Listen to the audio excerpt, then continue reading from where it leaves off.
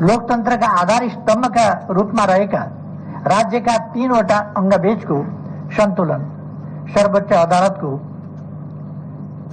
यस फैसलासँगै नराम्रोसँग खलबलिन पुगेको छ।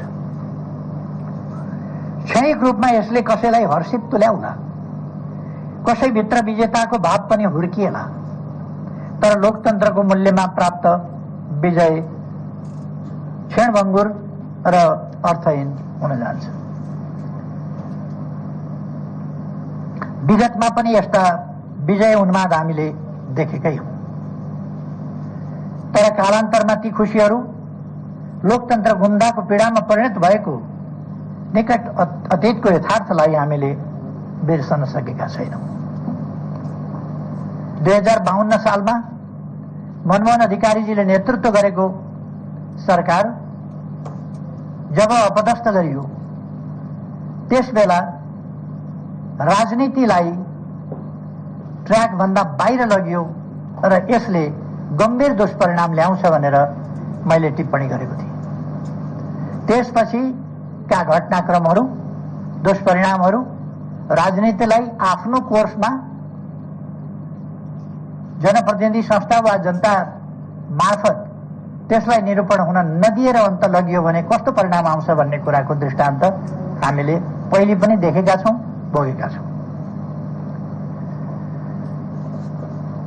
हाम्रो चिन्ता राज्यका मुख्य अङ्गहरू बीचको सन्तुलन खलबलिएर लोकतन्त्रको संरचना नै क्षतिग्रस्त होला कि भन्नेमा हो।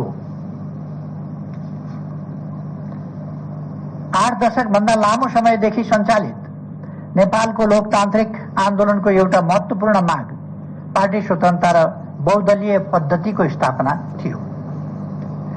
विचारधारा, दर्शन र कार्यक्रम मिल्ने व्यक्तिहरूको समूह मिलेर दल खोल्न पाउने, त्यस्तो दलहरू आफ्ना कार्यक्रम लिएर जनताका बीचमा जाने र जनताबाट अनुमोदित दल या दलहरूले मुलुकको शासन सञ्चालन गर्ने प्रणाली लोकतन्त्रको महत्त्वपूर्ण विशेषता हो। दलले व्यक्तिलाई उम्मेद्वारको रूपमा मनोनयन गर्छ। जनताले दलका घोषणापत्र हेरेर, दलका कामहरूलाई हेरेर, दलका आचरणहरूलाई हेरेर आफ्नो अभिमत प्रकट गर्छ। तर यसरी पार्टीको तर्फबाट उम्मेद्वार बनेको र दलको चुनाव चिन्ह एवं घोषणापत्रका आधारमा जनताले विश्वास गरेर निर्वाचित गरेका प्रतिनिधिले सरकार बनाउने बेलामा चाहिँ जो कसैलाई समर्थन गर्न सक्छन्, उनीहरूले जुनसुकै ठाउँमा भोट हाल्न सक्छन्। त्यस्तो गर्दा उनीहरूमाथि कुनै व्हिप लाग्दैन, लगाउनु हुँदैन, लगाउन पाइँदैन जस्ता कुरा र सांसदहरू दलका प्रतिनिधि मात्रै होइनन् भन्ने व्याख्याले हाम्रो दशकौं लामो सङ्घर्ष, दलीय आस्थाका लागि चुकाएको मूल्य र दलीय प्रणालीको आधारभूत प्रस्थापनालाई नै चुनौती दिने काम गरेको छ। एउटै दलका सदस्यहरू सत्ता र प्रतिपक्ष बन्ने यस्तो परिकल्पना कुनै पनि लोकतान्त्रिक प्रणालीले गर्दै गर्दैन। निश्चित व्यक्तिका निश्चित आकांक्षा परिपूर्तिका लागि गरिएको संविधानको यस्तो अपव्याख्याले वस्तुतः संविधानको संशोधन गर्ने काम गरेको छ, पछि फर्किने गरी। हाम्रो लोकतान्त्रिक प्रणालीले भविष्यमा लामो समयसम्म त्यसले सिर्जना गर्ने राजनीतिक विकृतिहरूको मूल्य चुकाउनु पर्नेछ। राजनीति जब मूल्यहीन ढङ्गले चल्छ, विगतमा पनि 46 सालको आन्दोलन पछि पनि हामीले राजनीतिक विकृतिका विभिन्न स्वरूपहरू देखेका छौं, जुन कुराको पुनरावृत्ति नहोस् भन्ने हामी चाहन्छौं।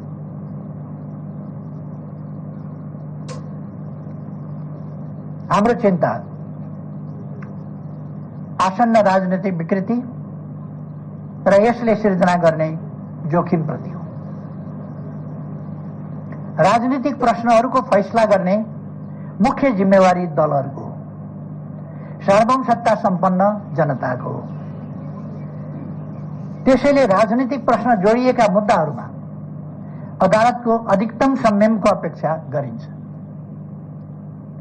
अदालतले राजनीतिक सम्बन्धमा परेका मुद्दामा प्रवेश नगर्ने भन्ने नजिर पनि बसाइसकेकै हो। पहिले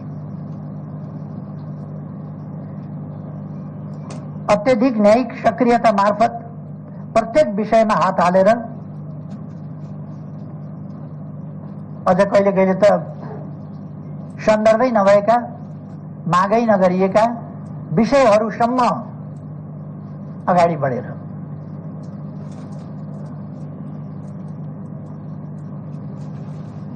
अत्यधिक न्यायिक सक्रियता मार्फत प्रत्येक विषयमा हात हालेर त्यसरी न त गन्तव्यमा पुग्न सकिन्छ, न त्यति ठूलो भारी बोक्ने सामर्थ्य यस्तो निकायमा हुन नै सक्छ।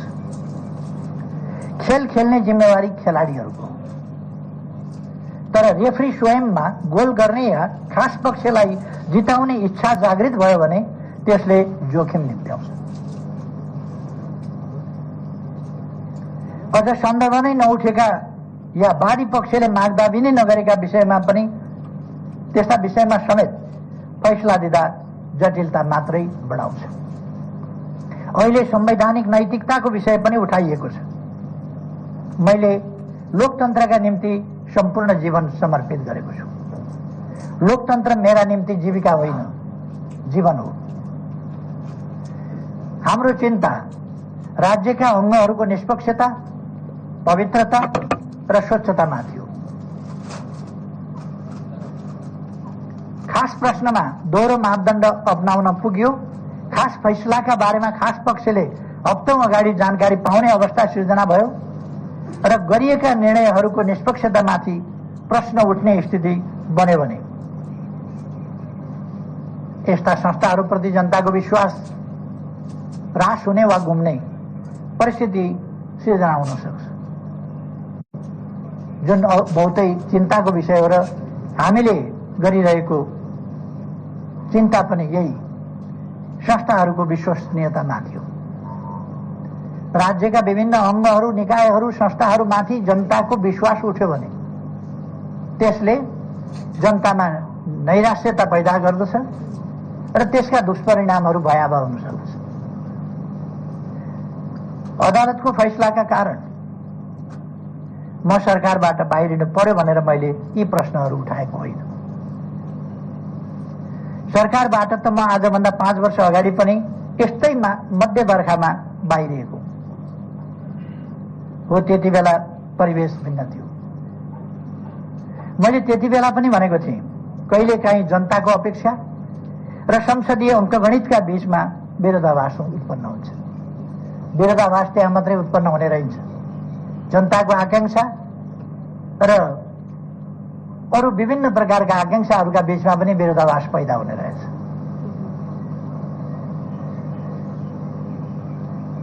मैले भनेको थिएँ, यो नै समयको अन्त्य पनि होइन। मेरो अटल विश्वास जनतामाथि थियो र आज पनि छ र तिनै जनताको विश्वासबाट त्यसको 1.5 वर्षपछि मैले यो जिम्मेवारी सम्हाल्ने अवसर पाएको थिएँ।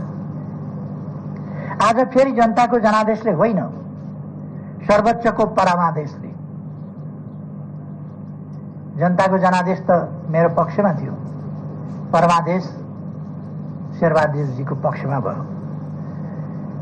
त्यसकारण सर्वोच्चको परमादेशका कारण मैले सरकारको जिम्मेवारीबाट बिदा लिँदैछु। सरकारबाट बाहिरिनु परेको विषयमा मलाई रत्तिभर चिन्ता छैन।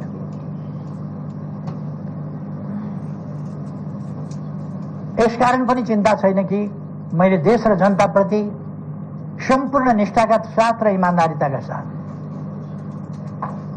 देशको समृद्धि, सुशासन, विकास यी कुराहरूलाई ध्यानमा राखेर, जनतालाई सेवा सुविधा पुर्याउने उद्देश्यलाई ध्यानमा राखेर